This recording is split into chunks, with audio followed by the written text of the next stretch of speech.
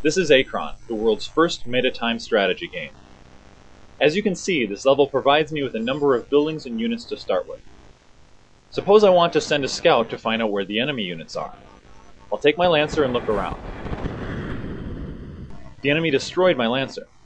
If I want my Lancer back, I can go back in time and prevent my Lancer from ever scouting in the first place. If I jump back to a minute ago, you can see that the Lancer has not yet moved. The sepia tone indicates that I am not at the present time. To prevent the Lancer from scouting, I select the Lancer, click Undo, and select the region of time I want to undo the commands. If my Lancer hadn't been destroyed, I could have selected the Lancer in the present and undone the past commands. Going back to the present, I see that the Lancer is still not there. This is because it takes time for the time waves to propagate changes. I can enable the display of time waves on the timeline to watch them propagate. As you can see, the attacks on my Lancer are undone. When a time wave moves forward, it takes with it any changes to the timeline. Now when this time wave comes through to the present,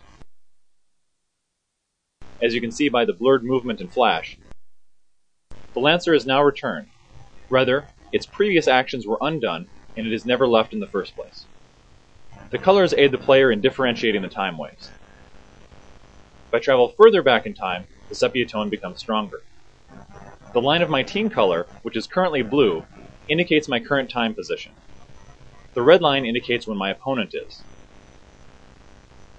The timeline shows a summary of what is happening at every point in time, and is also the control used for time travel.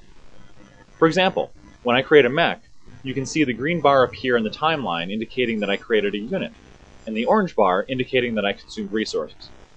The size of the bar indicates the magnitude of the event. If I quickly create 3 more mechs, the bars scale to the proper size. I'm now going to reposition some units. I can also change the rate at which I move through time.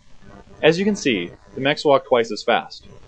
This allows me to cover more of the timeline in a short amount of time. I can also slow my progress considerably to issue more precise commands. The player's ability to change the past and future is limited by the available chrono energy, shown by this bar. Chrono energy regenerates when the player is in the present.